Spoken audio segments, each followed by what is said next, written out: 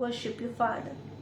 पिता परमेश्वर यीशु मसीह नासरी के नाम में, जो आपका इकलौता बेटा और हमारा उद्धार करता है, हम उनके नाम में आपके चरणों में आते हैं, आपके नाम की स्तुति करते हैं, आपके नाम की प्रशंसा करते हैं, आपके नाम को ऊंचा उठाते हैं और हम आपके चरणों में झुक के कहते हैं कि आप महान पिता हैं, आप आदि और अंत हैं, आप ही अव्वल हैं, आप ही आखिर हैं,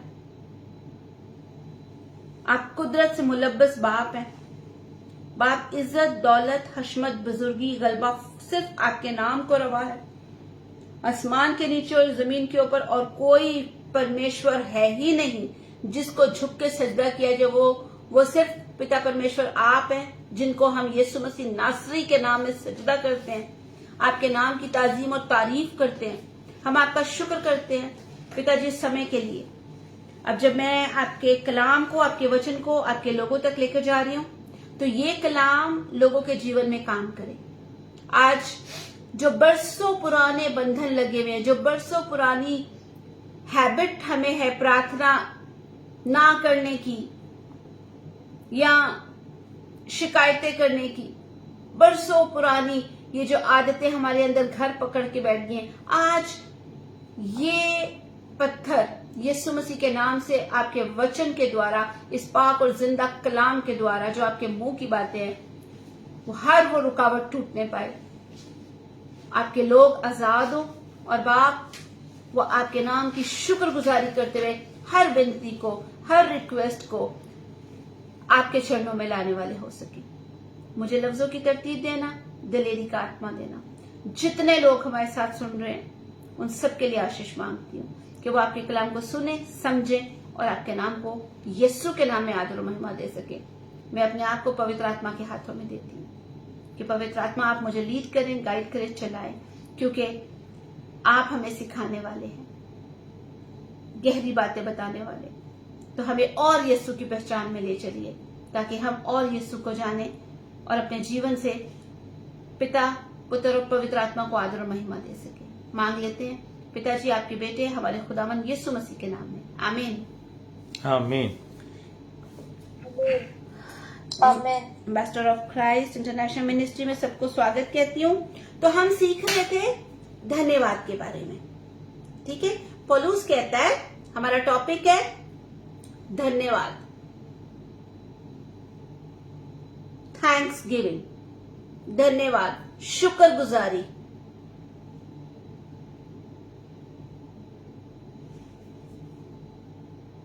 सना पॉइंट लिख रही हो?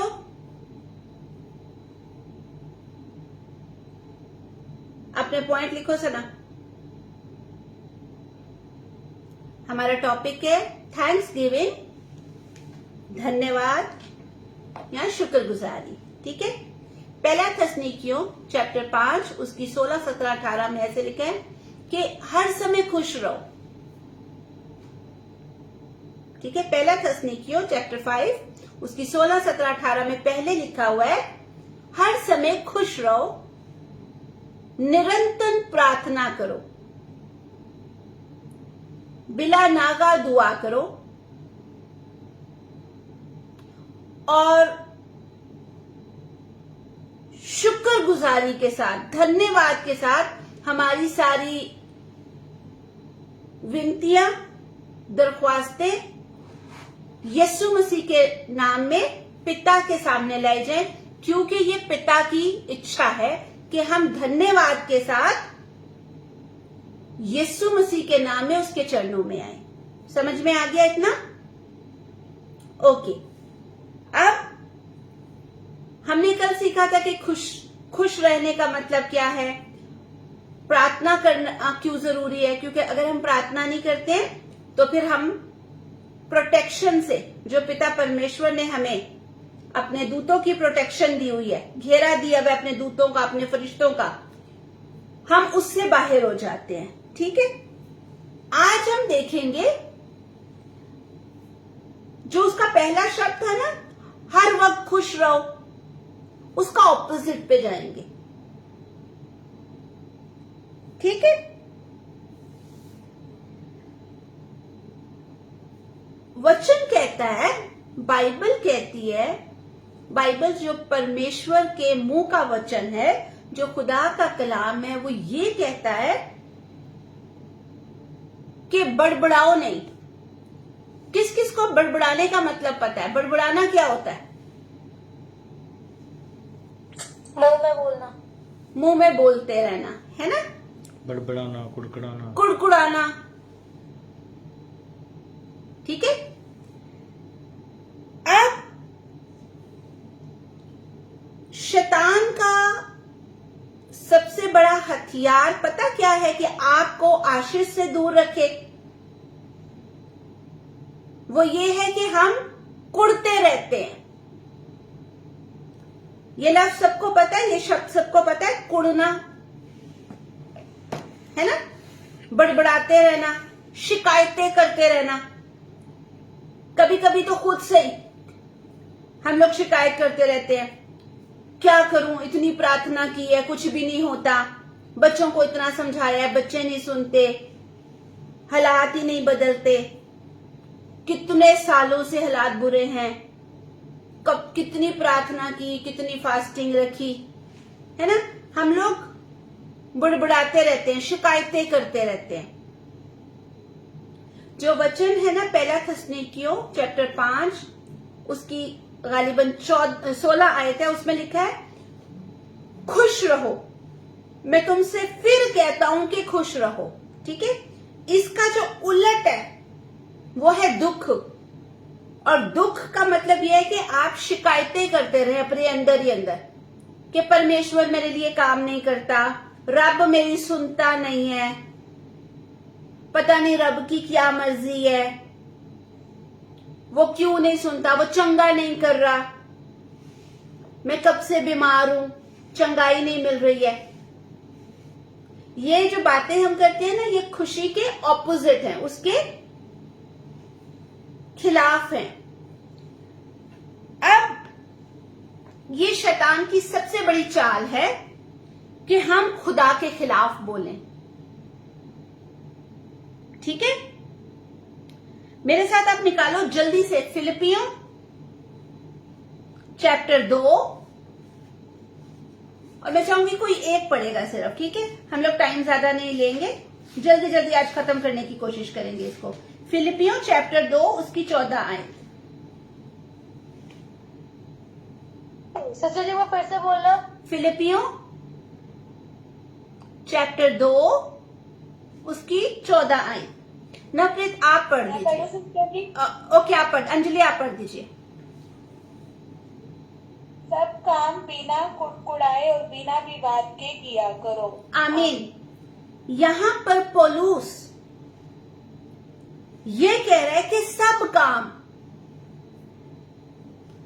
काम में पता क्या है? रोज जब हम मीटिंग में आते हैं, कितने लोग कुड़कुड़ा के आते हैं, खासतौर पे हमारे बच्चे। आज भी मीटिंग है, मीटिंग में जाना है, फिर सिस्टर से डांट पड़ जाएगी, फिर वो सवाल पूछेंगे, है ना? हम अपने अंदर कुड़कुड़ाते हैं, जिसको हम दूसरे शब्दों में क्या कहते हैं, नहीं बच्चे डरते हैं ना इसलिए। तो ये एक्चुअली डर नहीं होता, वो अपने अंदर कुड़कुड़ा रहे होते हैं।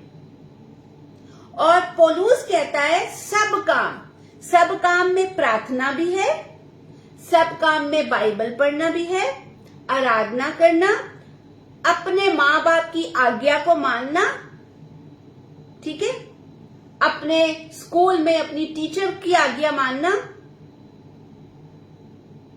जो आपके बड़े हैं, बड़े भाई बहन हो गए, माँ बाप हो गए, उनके अधीन रहना, उनके अंडर में रहना, उनकी आज्ञा का पालन करना, और वचन जो कलाम है उसके अधीन रहना।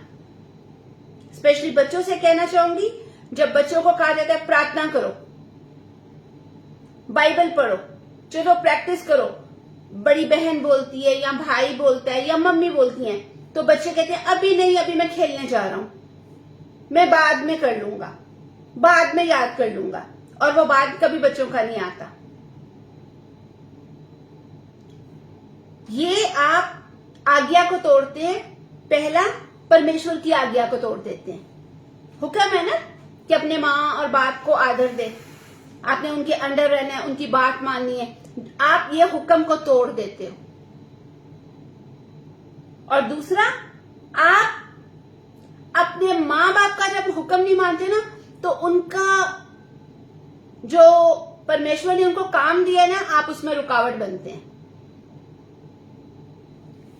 शैतान का ये बहुत बड़ी चाल है कि हमें और किसी तरीके से नहीं, तो मतलब कभी कभार ऐसे होते हैं, आपको किसी ने डांटा, किसी ने कुछ पूछ लिया, आपको नहीं आया, या लड़ाई हो गई, तो आपने देखा होगा, एक को आप कहते हैं चुप करो, तो दूसरा चुप नहीं करता, वो मुंह में बोलता रहता है ना। कई घरों में मैंने ऐसे देखा है, जब दो लोग लड़ाई कर रहे हैं या आर्ग्यूमेंट कर रहे हैं, तो आप उनको कहते हैं चुप करो, बस रहने दो, छोड़ दो, तो आप मुंह में बोलते जाते हो, गुस्से में देखते हो, मुंह में बोलते हो।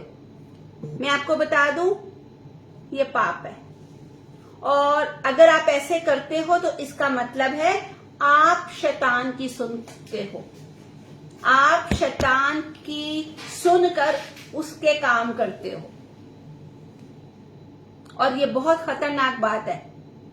शैतान आपको मौत की तरफ लेके जाएगा, जीवन की तरफ नहीं लेके आएगा। हालेलुया। सबसे पहला पॉइंट ये है, ये शैतान की चाल है कि हम खुदा के खिलाफ, परमेश्वर के खिलाफ बोलें। पहला पॉइंट, ये शैतान की चाल है कि हम अपने परमेश्वर के खिलाफ बोलें। ठीक है, सिस्टर जी एक बार दोबारा बोलें। ये शैतान की चाल है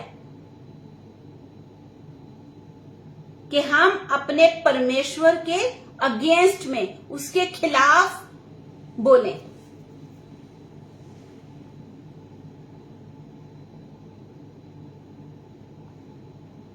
हम शैतान की बात सुन के खुदा के खिलाफ बोलने लग जाते। बहुत बार ऐसे आपने देखा होगा, बड़ी औरतें भी कहती ना, कब से तो प्रे कर रहे हैं, कितने साल हो गए हैं, वो तो बदलती ही नहीं, वो तो बदलता ही नहीं, वो तो नशा छोड़ता ही नहीं, वो तो गुस्सा छोड़ता ही नहीं।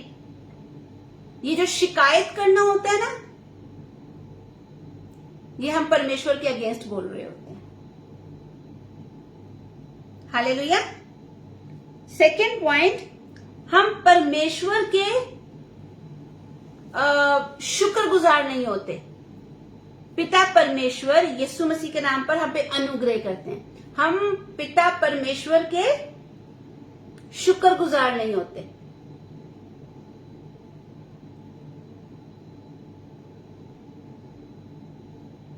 हम पिता परमेश्वर के यीशु के नाम में शुक्रगुजार नहीं होते। नंबर 3,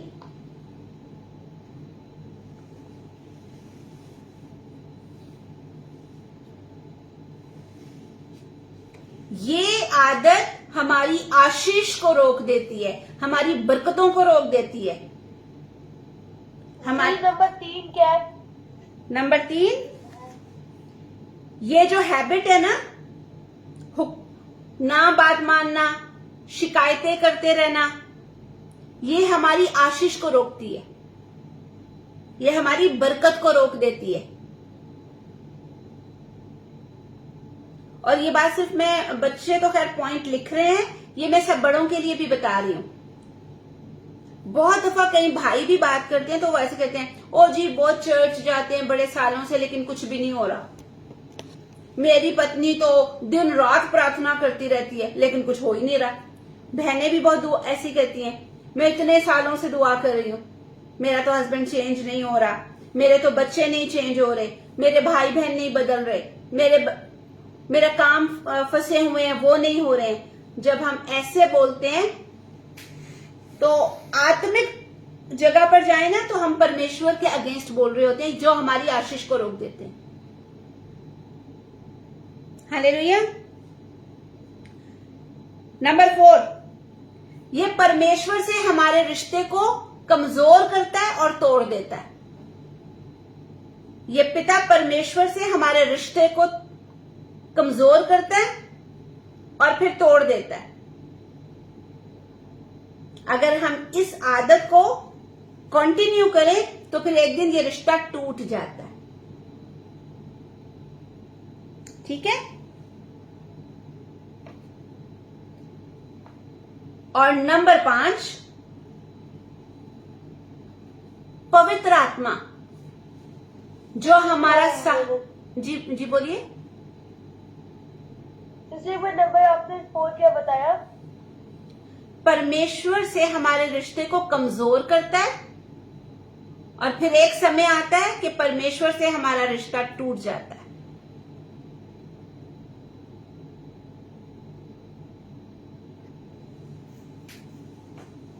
और जो नंबर 5 इसका पॉइंट है, कितने पॉइंट लिखे हैं आप लोगों ने, कोई मुझे बताएगा? 5। नंबर 6 पॉइंट ये है, पवित्र आत्मा जी आपको ओके। नंबर 5 ये है कि पवित्र आत्मा, पाक रूह जो हमारा सहायक है, जो हमारा मददगार है, हमें सिखाने वाला है, यीशु के बारे में बताता है, हम उसको दुखी कर देते हैं। वचन कहता है रूह को ना बुझाओ, आत्मा को ना बुझाओ। ठीक है। जब हम बार बार शिकायत ही करते रहते हैं, बहुत बार मैंने देखा है बड़ी उम्र की औरतें होती हैं, वो भी कहती हैं क्या करूं बेटा, कब से तो प्रार्थना करें, कुछ ਹੁੰਦਾ ही नहीं, हम तो थक गए प्रार्थना कर करके। तो हम क्या करते हैं, पवित्र आत्मा को एक तो दुखी करते हैं और फिर उसको अपने जीवन से, वचन कहता है रूह को ना बुझाओ। अब मैं चाहूंगी ये आयत आप पढ़ लो ताकि मुझे भी हिंदी में पता चल जाए। पहला थस्सलुनीकियों 5:19।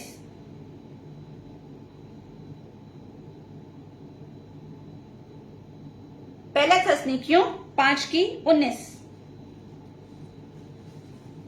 आत्मा को ना बुझाओ। आत्मा को ना बुझाओ, रूह को ना बुझाओ। बुझाने का मतलब ये होता है कि आप उसकी सुनते नहीं है। दूसरे शब्दों में कि अगर मोमबत्ती जल रही है, जलती मोमबत्ती के आगे आप उंगली लेके जाओगे तो आपको गर्म लगेगा, है ना, जल जाएगा हाथ। लेकिन मोमबत्ती बंद है तो वो आपको रोशनी भी नहीं देगी, अंधेरे को भी दूर नहीं करेगी, है ना। इसी तरह जब आप आत्मा में नहीं चलोगे, वचन आपके अंदर नहीं होगा, तो आत्मिक तौर पे आपको डायरेक्शन नहीं मिलेगी। ठीक है, याद रखना। और सबसे खतरनाक पॉइंट एक और है, शिकायतें करने की आदत। नंबर 6 हमारे अंदर बगावत को लेके आती है। बगावत को आप क्या कहते हैं, बागी बन जाते हैं, विरोधी, विरोध, परमेश्वर के विरोध में आपको ले आती है, अगेंस्ट हो जाना, खिलाफ हो जाना।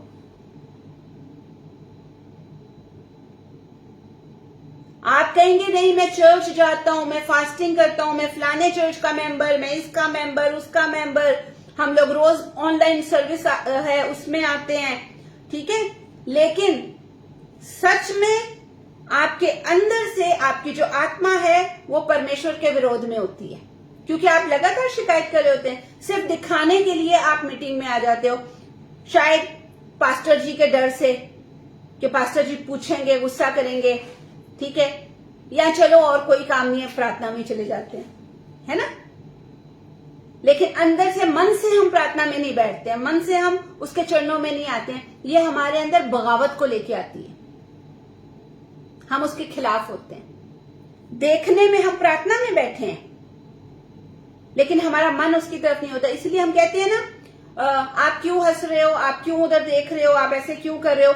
वजह उसकी ये है कि आपका मन परमेश्वर में नहीं होता, आप उसके खिलाफ होते हैं।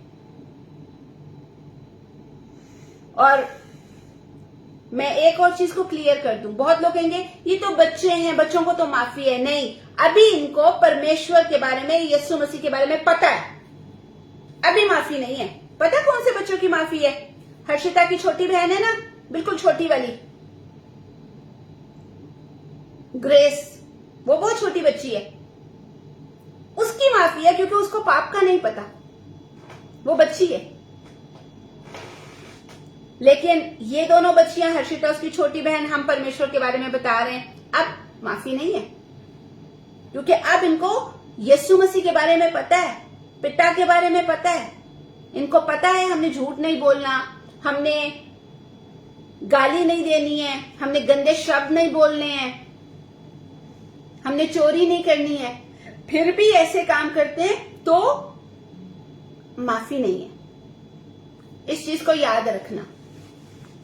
और ये जो शिकायत करने की आदत है ना, बुड़बुड़ाने की आदत,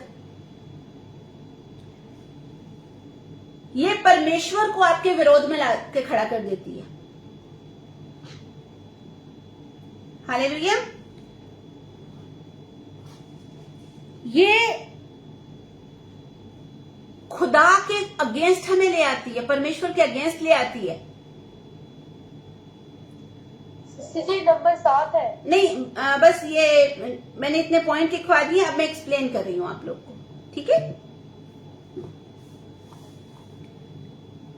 अब इस्राएल को जब मिस्र से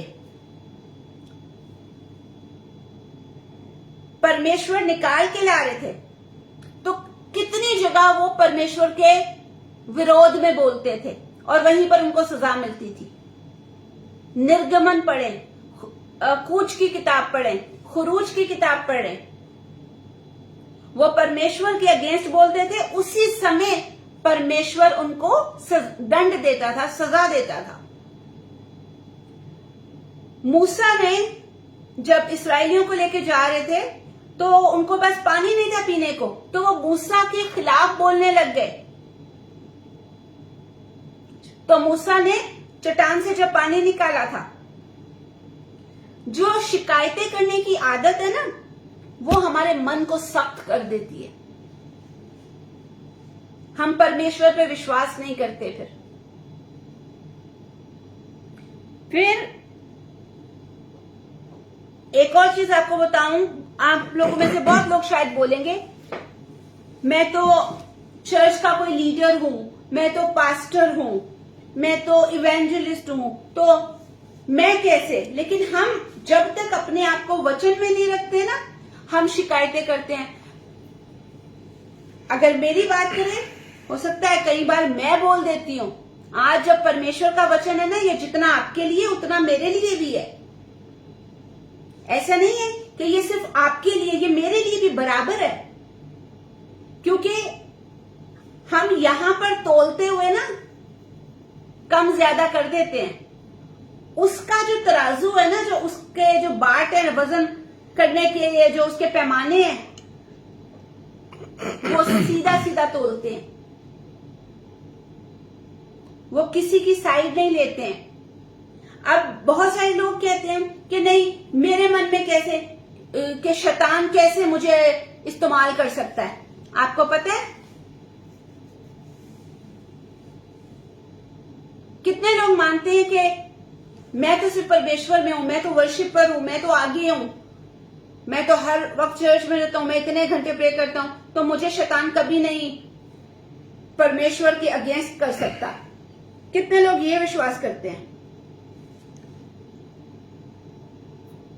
मैं दोबारा पूछती हूं, कितने लोग ये विश्वास करते हैं कि कभी भी आप शैतान की बातों में आके परमेश्वर के अगेंस्ट नहीं जाएंगे? कितने लोग ये विश्वास करते हैं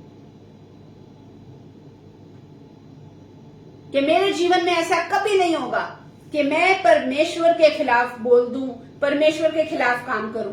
कितने लोग ऐसा सोचते हैं? कोई है? हमारे साथ इतने सारे लोग हैं, क्या कोई एक है जो कह सके नहीं भाई मैं कभी परमेश्वर के अगेंस्ट काम नहीं करूंगा, कर ही नहीं सकता हूं? कोई भी नहीं है ना। एक्चुअली आज आप सब लोग ना कॉन्शियस भी हैं। दाऊद, राजा दाऊद, मैं सिर्फ 5 मिनट और लूंगी। राजा दाऊद जो है, परमेश्वर ने उसके लिए क्या कहा था? मेरे मन के जैसा। कितने लोगों को पता है इस बात का? आमीन। एक ने तो हाथ उठाया। परमेश्वर ने राजा दाऊद के बारे में बोला था मेरे मन के जैसा है वो। और वचन कहता है एक समय में शैतान ने उसको उकसाया, उभारा, या पंजाबी में वो कहते हैं ना तीली लगाई या चुंडी भरी, वो परमेश्वर के अगेंस्ट काम कर गया। वचन पढ़वाऊंगी नहीं, कोटेशन लिख लें आप। पहला इतिहास 21:1 पढ़ लेना, कल पूछूंगी, कल तो नहीं परसों पूछूंगी। पहला इतिहास 21:1।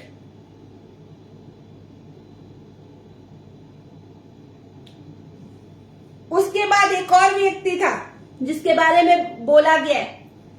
क्या किसी को पता वो और कौन था? एक थे तो बहुत सारे, लेकिन बड़ा फेमस है।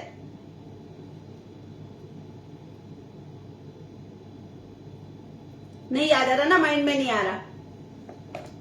किसी को फिर से बोल दो। क्या बेटा, क्या फिर से बोल दूं? जो भी आपने क्वेश्चन बोले ना, मम्मी पूछ रही क्या क्या। ओके, एक तो था दाऊद जिसके मन को शैतान ने उकसाया, उभारा और उसने परमेश्वर के विरोध में काम किया। एक और था, बहुत सारे हैं लेकिन फेमस एक और है। मूसा, सिस्टर जी मूसा? नहीं, मूसा नहीं है। मैं बताती हूं। यीशु मसीह के साथ रहता था, यीशु मसीह के साथ चलता था, सारे यहूदा इस्करियोती। अभी सबको याद आ गया होगा। यहूदा इस्करियोती। अभी सबको, वेरी गुड। यहूदा इस्करियोती यीशु मसीह के साथ रहता था ना, देखता था कि यीशु कैसे प्रार्थना करता है, कैसे चंगाई देता है, कैसे प्रचार करता है, कैसे सिखाता है। वचन में लिखा है, लिख लें, कोटेशन लिख लें। यूहन्ना की अंजील चैप्टर है उसका, एक सेकंड, ये कोटेशन मुझे देख लेने दें।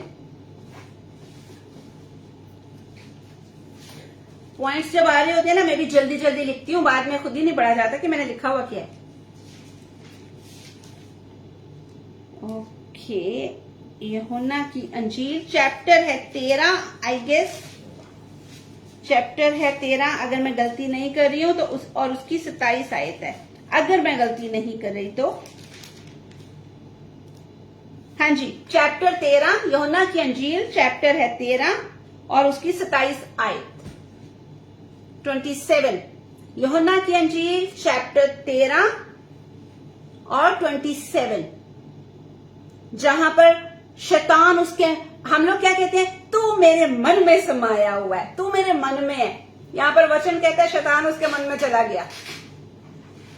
तो ये कभी मत सोचना आप 4-4 घंटे 10-10 घंटे वर्शिप करते हो, प्रार्थना करते हो, फास्टिंग करते हो, पास्टर जी का बैग उठा के चलते हो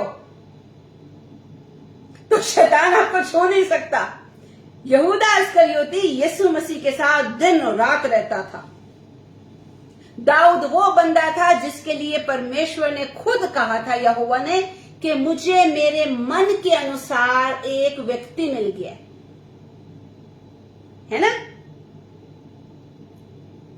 शैतान की बातों में वो भी आ गया था। तो आप और मैं क्या चीज है? इसलिए आज का जो मैसेज है, खास तौर पे मैं बहनों को, भाइयों को, बच्चों को कहना चाहती हूं, ये जो हम कुड़ते रहते ना, और ये नहीं कि सिर्फ प्रार्थना में, मम्मी रोटी नहीं बनाई, मम्मी चपाती बना दो, मम्मी चपाती जली हुई है मैं नहीं खाऊंगा, कल की सब्जी, कपड़े नहीं आपने दिए, मम्मी ने बोला सफाई कर दो, मैं नहीं करूंगी, मुझे तो स्कूल का काम भी करना है, आप तो हमेशा मुझे बोलती हो, मैंने नहीं बाइबल पढ़नी है, आप तो हमेशा मुझे डांटती हो, मना करती रहती हो। ये भी कुड़कुड़ाना होता है जो परमेश्वर सुनता है। आप लोग कर रहे हो ना, आज से तौबा कर लो, आज से वो काम छोड़ दो, ठीक है। मैंने पहले कहा, जितना ये वचन, जितना ये कलाम आपके लिए है, उतना ही मेरे लिए भी है। मैं भी कभी कभार बोलती हूँ, यार सबके लिए ये काम होता है, प्रार्थना करती हूँ, मेरे लिए क्यों नहीं हो रहा। लेकिन आज वचन मुझे भी धो रहा है, वचन मुझे भी उस जगह पे लेके आ रहा है कि अपनी इस कमजोरी को, अपनी इस पाप को अपने अंदर से निकाल दे। तो जितनी बहनें, जितने भाई कि वो नहीं सुनता, वो नहीं सुनती, ये शिकायतें करना हम छोड़ दें, क्योंकि वचन कहता है जो काम करो बिना शिकायत करे किए हुए करो। कलीसिया में भी, चर्च में भी, अमाल की किताब में, बुक ऑफ एक्ट्स में लिखा हुआ है कि जो प्रेरितों के काम में कि वो परमेश्वर के काम करना होता था ना, उसमें भी कुड़ते थे। रसूलों के कर्तव्य जो है, ठीक है, वो कुड़ते थे।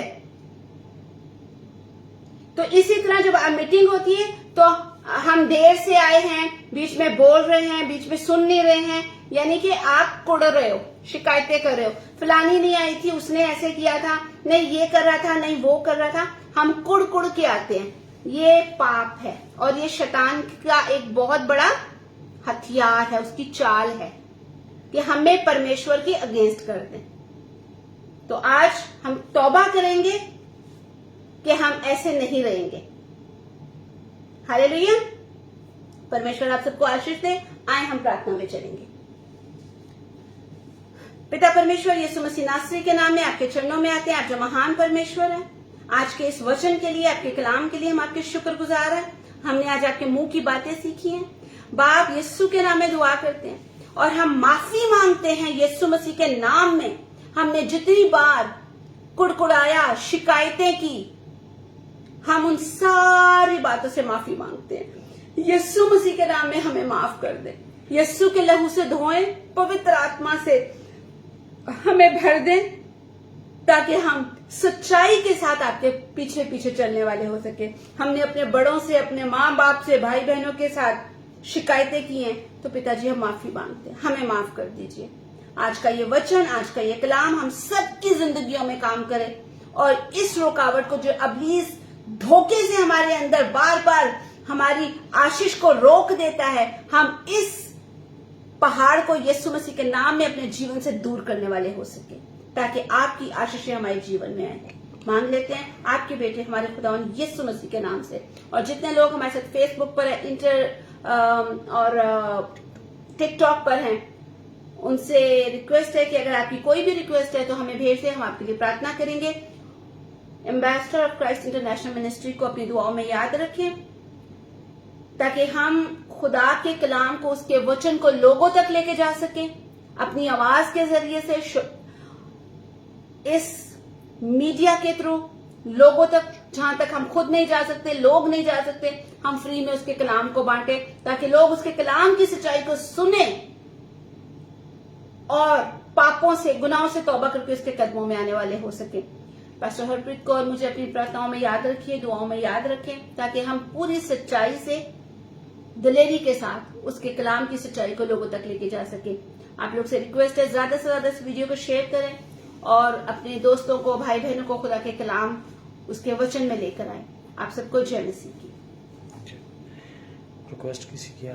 किसी की कोई प्रेयर रिक्वेस्ट है तो जल्दी से बता दें। प्रेयर रिक्वेस्ट, किसी की कोई प्रेयर रिक्वेस्ट नहीं है? आपका माइक बंद है बहन। जी जय मसीह की।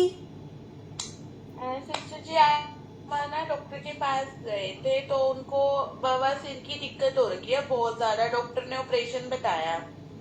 ओके, ठीक तो है। अगले अभी जी। 1 हफ्ते की मेडिसिन दी है, 1 हफ्ते के बाद ऑपरेट बताया। ठीक है, ठीक है।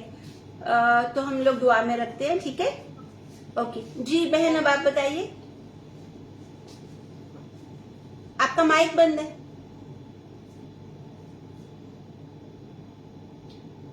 अभी भी बंद है? नहीं, बंद है। जहां पर माइक का निशान, हाँ जी अभी ठीक है, अभी बोलिए। मैं ये कह रही थी भी मेरा ना, कल मैं भी रीढ़ की हड्डी के डॉक्टर के पास जा रही है अमृतसर। ओके। तो वो बार बार मेरे को कह रहा था ऑपरेशन करा, ऑपरेशन, मैं ऑपरेशन करा ना रही। लेकिन मैं जब से जुड़ी इस दुआ करा रही ना, जब से मेरा दर्द गायब हो गया, दर्द नहीं हो रहा। तो कल मैं फिर दोबारा जा रही हूँ। तो परमेश्वर मेरी मदद करे, तो मेरे लिए प्रेयर करियो, रीढ़ की हड्डी सही आए। बिल्कुल सही आएगी, क्योंकि वो डॉक्टर वैद्यों का वैद है। उसके बेटे यीशु के लहू की सामर्थ आपके अंदर काम कर रही है। आप बड़ी गवाही के साथ वापस आएंगे। आमेन। जी, और किसी की कोई रिक्वेस्ट जल्दी से बताएं। हाँ सिस्टर, मुझे मैं के लिए इसके लिए प्रे करवाने, इसकी तबीयत ढील गई सिस्टर।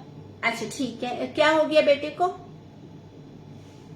और ये सर्दी जुकाम खांसी। सर्दी जुकाम खांसी है, ठीक है ठीक है। और किसी की? ओके, चले हम लोग आंखें बंद करते हैं, मैं दुआ करती हूँ, ठीक है। जो कोई भी बीमार है, आपने जो जो रिक्वेस्ट दी है, अपना राइट हैंड अपनी चेस्ट पे रख लें, ठीक है। और आपके बॉडी में कोई प्रॉब्लम नहीं है तो भी अपना राइट हैंड अपने चेस्ट पे रख लें कि परमेश्वर का अनुग्रह इसी तरह आपके साथ बना रहे और आप कभी बीमार ना पड़े, ठीक है। कैमरा ऑन रखिएगा, आंखें बंद कर लेना। ओके। पिता परमेश्वर, यीशु मसीह नासरी के नाम में आपके चरणों में आती हूँ। राबा सीखे रे बेले, पिताजी आपकी चंगाई की सामर्थ को मैं यीशु मसीह के नाम में प्रभा सिस्टर की फैमिली के ऊपर, सिस्टर संतोष के ऊपर और सिस्टर अंजलि ने जो रिक्वेस्ट दी है उनके ऊपर मैं अब चाहती हूं आपकी चंगाई की सामर्थ इनको छुए। जो कोई भी प्रॉब्लम है, जो कोई भी मसला है, यीशु मसीह के नाम में इनके जीवन से हमेशा के लिए वापस नहीं आए, क्योंकि आपके बेटे यीशु का लहू हमें सारी बीमारियों से, सारी कमजोरियों से चंगा करता है। और मैं यीशु के लहू में कहती हूँ चंगे हो जाओ। मैं अनाउंस करती हूँ, मैं ऐलान करती हूँ कि यीशु ने हमारी बीमारियां अपने ऊपर उठा ली हैं और उसने अपने लहू से हमें चंगा किया। बीमारी हमारा हिस्सा नहीं है, बीमारी हमारा हिस्सा नहीं है, कमजोरियां हमारा हिस्सा नहीं है, गरीबी हमारा हिस्सा नहीं है, लड़ाई झगड़े हमारा हिस्सा नहीं है, जुदाइयां हमारा हिस्सा नहीं है, मिसअंडरस्टैंडिंग हमारा हिस्सा नहीं है। किसी भी तरह की कमजोरी, कोई भी बीमारी, रिश्तों में शिकायतें, झगड़े हमारा हिस्सा नहीं है।